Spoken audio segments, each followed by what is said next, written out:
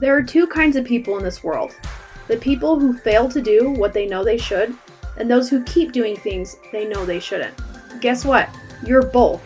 Hi, I'm your host, life and business coach, Marcy Barker, aka your loving kick in the pants. In this podcast, I'll teach you the 6 steps of my accountability code that will help you wake up with clarity and show up with aligned action steps that make follow through easy and peaceful. All right, let's jump in. Hello, my beautiful people. I'm excited to dive in today because I want to talk about something that I've briefly talked about in my book. And this episode is inspired by the story called Check-ins.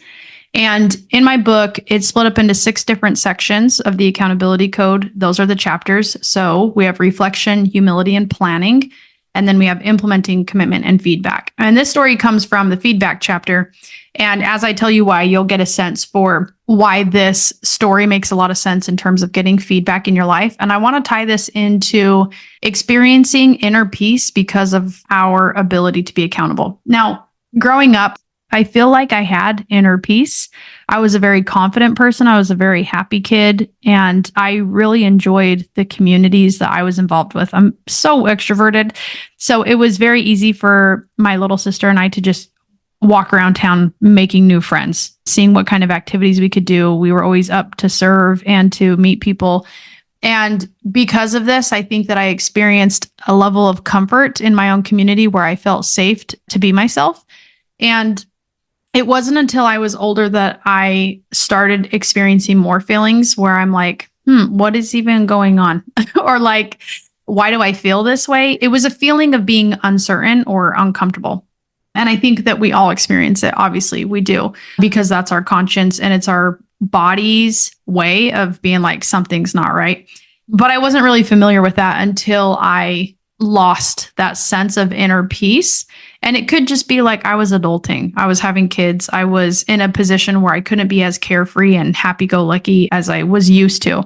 But in this story in my book, Check-ins, I talk about how I put this car on my vision board, and spoiler, I got the car. I've had the car for a few years, and I talk about that in my book too. But one thing that this newer car has, the car that I currently drive is a GMC Acadia, and it's a 2019, and it is not my dream car, but it's the car that worked with the tax code, and I used it as a write-off and all the business stuff. But one thing that was new to me on this car was adaptive cruise control. And when I first test drove a car and the salesman was like, yeah, and it has this thing, push this button and you can take your foot off the brake and the gas and it will just follow the car in front of you. And I was like, oh, you know what? That's like really cool, because using it now, it just makes it really simple to drive and to relax, because your car is going to brake when the car in front of you brakes, and you can set how far apart you are from the car in front of you. And when it comes to checking in, it's just really easy when you have things on autopilot where you're like, hey, if something's off, I'm just going to naturally adapt. And the second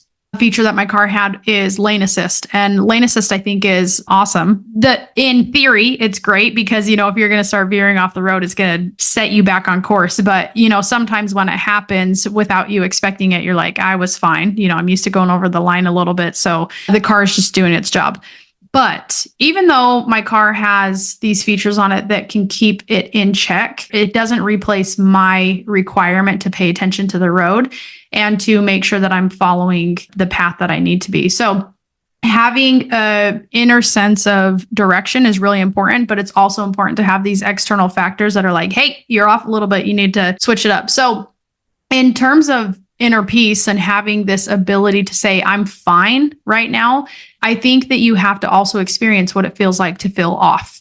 And it just so happens that my alignment in my car is off, and it has been for a while. So if I'm driving on the road and I let go of the wheel, you think you would go straight. But even though the steering wheel is straight, my car is going to the right.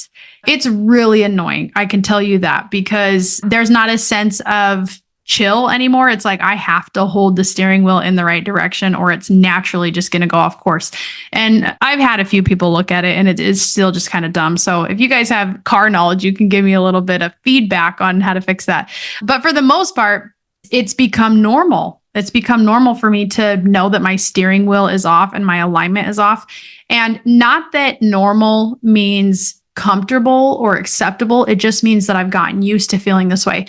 And back in my fitness years, when I was teaching fitness classes, I would always teach people about adaptive thermogenesis and the idea that starvation mode is a really bad thing, because people are like, oh, I'm in starvation mode, I can't lose any weight. And I'm like, you're not in starvation mode because you clearly have an excess of nutrients on your body, if that's the nice way you want to put it. But really what happens when you can't lose weight is that you have trained your body to slow down your metabolism so much that it's just functioning at a level that it knows and it's comfortable, but it does not mean that it's optimal.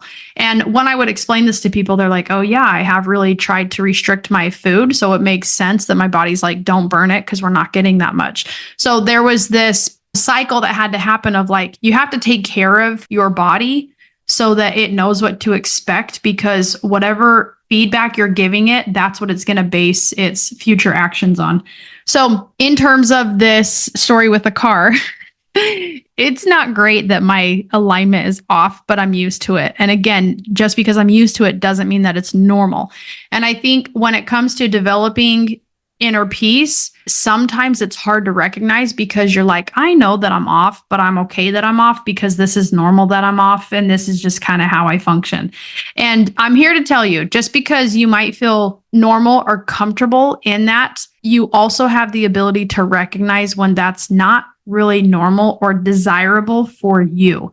So when we talk about accountability and creating inner peace with it, I want you to know that there is 100% the possibility to get out of a negative cycle that keeps you feeling like, this is my norm, because you deserve to be happy. You deserve to have that inner peace that takes care of you and supports you in the choices that you're making. So I want to first talk about, how do you know when you're feeling off? How do you know that you're not experiencing the level of inner peace that you would know? And I feel like everybody's answers are going to be a little bit different. However, for me, when I got an inkling that I was depressed, I didn't really know how to describe it. And honestly, nobody really ever taught me about it. And I talk about this in my book about one time my dad was like, are you feeling okay? And I was like, I'm fine. And he was like, if you ever think about hurting yourself, come and talk to me first. And I was like, that is a really weird thing to say because we never really talked about our emotions. But it did give me this sense of like, oh, if I am feeling that off and it is a scary, abnormal, then I know I could go and talk to my dad about it. And luckily I never got to that point, but I never just came out and said, I'm depressed. I used to tell Aubrey, I feel weird. And he's like, why? And I'm like, I don't know. I can't really pinpoint it. I feel off. And now that I am more in tune with how I feel, I can discern if I'm feeling down or depressed, and I can feel the difference between that and feeling anxious. Hey listeners, the message of waking up and showing up is yours for the taking. In fact, it's free. I've recorded my entire audiobook and I'd love for you to consume it between episodes. Head to marcybarker.com to get instant access to the accountability code Wake Up and Show Up. All right, let's jump back in. So I want you to ask yourself, like, what are some things in your life that you experience where you're like, I just know I'm not on the top of my game? And it can be like you're sad more than you're happy, or you feel like monotonous, if I'm saying that word correctly, of like, there's just nothing happening in your life. You're kind of just going through the motions and you're not really even a main character in your story. You're just kind of living and going throughout your day, but nothing is really satisfying you. And I think that, not that this is necessarily the opposite of inner peace, but I think that it is a clear discernment of like, hey, I'm either happy or sad. I'm either doing great or I'm not doing great. So I want you to ask yourself, like, what are those times in your life where you're like, I could definitely feel at that time in my life I was not doing great. And I can probably pinpoint it to a couple of different things that were going on in my life. And I can tell you this too, growing a business, I can now tell you exactly what things happened in my schedule or my experiences that I'm like, I know that if that happens, I'm going to want to quit. Because there's been a couple times in my business where I've had some really heavy things to go through and I'm like, okay, I'll just stop. I'll just quit. I'll just start a new business. I think that'll be easier than handling what I'm going through. So I want you to just ask yourself, take a moment, pause this and think to yourself, what are those experiences that have happened that make you really like down in the dumps? Because first off, if you know what those things are, then you can watch for them, but you can also begin to develop a plan for preventing those things in the future and how to handle them when they pop up. So the second thing I want to talk about is what negative actions keep you in the cycle, because you have the power to pivot. And I'm not saying you have to overhaul your entire life, but when you get that feeling of like, I'm either going to go straight or I'm going to go off the road a little bit, everybody has that little opportunity to make a split decision. And not that you're going to be perfect about it all the time, but when you desire to be more accountable for your own life and for your actions, that split second decision will become a larger window. So you can recognize it a little bit better and you can space it out so that it's not so reactive, but more about contemplative, and you can really decide what you want to do. So I would say that some of the actions that keep me in a negative cycle, I know that there has to be an end point for me to complain. So if last week I got this message. I was doing stuff in Lady Bosses, and Lady Bosses is my business group of women in business. And there was a post that was made that was like, hey, I need a real estate agent. And the comment section was flooded with like 70 different comments. And throughout the comments, there's people who are recommending friends who are not in the group. And I'm like, we should really be supporting these community members first. You also have people in the group who are like, I am a realtor, use me. And then you click on their name and it's like, they have been in this group for 3 years and they've never, ever made a post contributing to the health of this group. So I'm like, that's a problem. And then you get other people in the group who are being recommended and they do have some activity in the group. So as I went through this moderation process, I was like, okay, in order for this group to succeed as best as possible, well, number one, we need to support people in this group first. So I went ahead and I deleted all the comments of people who are not in the group. And I said, hey, invite your recommended friend into the group so we can support this community and keep it strong. Okay. Just know some of you are not going to agree with this. That's totally fine. I'm telling you what I do on the back end because I know that me moderating my group effectively helps me avoid those days where I'm like, I'm just going to quit. I'm just going to be done. So we're partway through the story. So I delete those comments. The next thing I do is I find the other comments of people who are like, I can do it. I'm a realtor. And then there's no activity in the group. And I delete their comments with the note that says, make your introduction post. Because again, if somebody's in the group looking for a realtor and there's just this random person hiding in the corner and all of a sudden they can service them, it's like, we don't know anything about you. You have zero credibility here. And part of what makes our community awesome is that people engage with each other and they seek to give and not just extract from the group. So I did that. And then the last section of people, I was like, okay, these women are being recommended in the group and some of them have participated recently and some haven't participated in a long time, but they have made their introduction post. So I sent each of them a message, probably 7 of them. And I said, hey, just wanted to let you know that you're being recommended in the group and we recommend that you have an introduction post within the last 6 months so that we can see you're an active member of this community and it will actually help you grow your business. So just wanted to give you a heads up. So out of those 7 people I sent it to or so, most people wrote back and they're like, oh, yes, of course, I'll go and make an updated post. Thank you for the heads up. And then I get one person, one person who was not happy with me. She was like, your group is cliquish. I don't really agree with how you do things. And by the way, I don't appreciate getting woken up on a Saturday morning by a Facebook message. And I was like, this is so odd. So first of all, I was like, we're in different time zones. I cannot control that you kept your phone right next to your bed and you got woken up. Plus, you're a realtor. Do you really not expect people to contact you if you were tagged in a post and somebody's recommending you? So anyway, it was just really, really silly.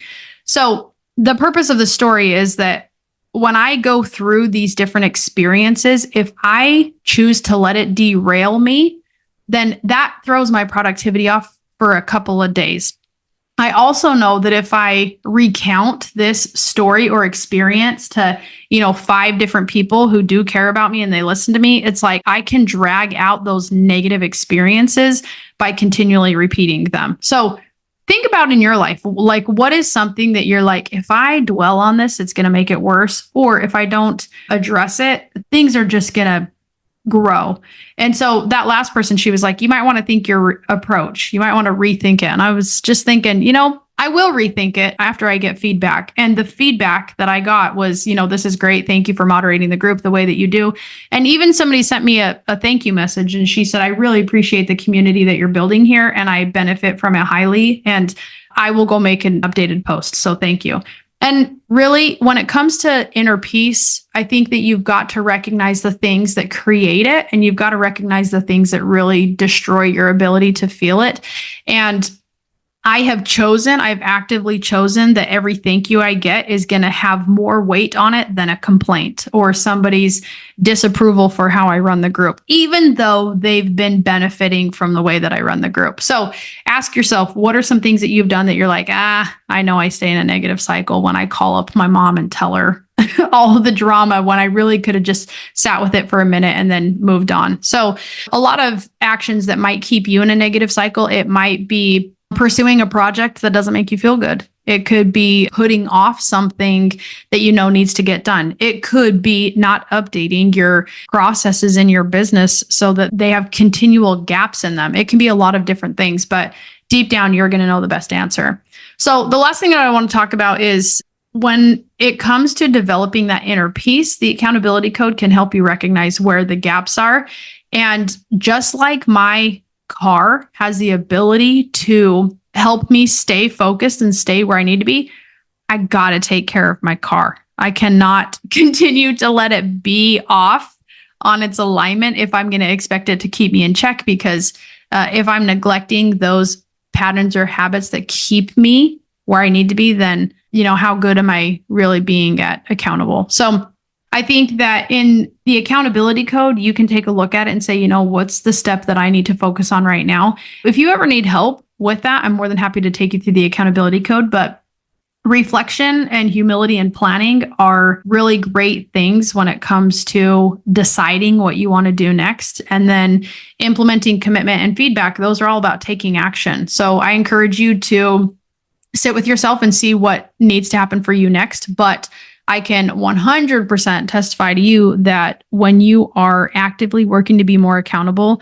you will inevitably feel that inner peace because you'll be more in tune with your mind and your body. And at the end of the day, the more inner peace that we can experience, the better off we're going to be. The world is going to be a better place. You're going to be a better parent, a better spouse, a better business owner, a better friend when you own your crap and you make sure that your check-ins are accurate. Because I'll tell you what, if you don't have your own sense of inner peace, you don't have much to give to other people. And that seems kind of extreme. It seems kind of harsh, but at the end of the day, the people who associate with you, they love you and they can feel the good parts of you. And it's your job to magnify those parts and to clean out those maybe negative parts that are holding you back or preventing you from feeling that inner peace, because that inner peace is the very best way you can show up to help others. So I hope that this gives you a little bit of food for thought. At the end of the day, I want you to experience inner peace. And that's exactly why I have created the accountability code, because it makes follow through easy and peaceful. And that's after you have aligned your mind and your actions. So I hope you have a fantastic day. And I will see you all next week for another episode of Your Loving Kick in the Pants. Hey friends, I want to thank you for listening to this episode of Your Loving Kick in the Pants. If you got any value out of this episode, I would love for you to drop me a review or share with a friend what you learned. All right, I'll see you next Wednesday for Your Loving Kick in the Pants.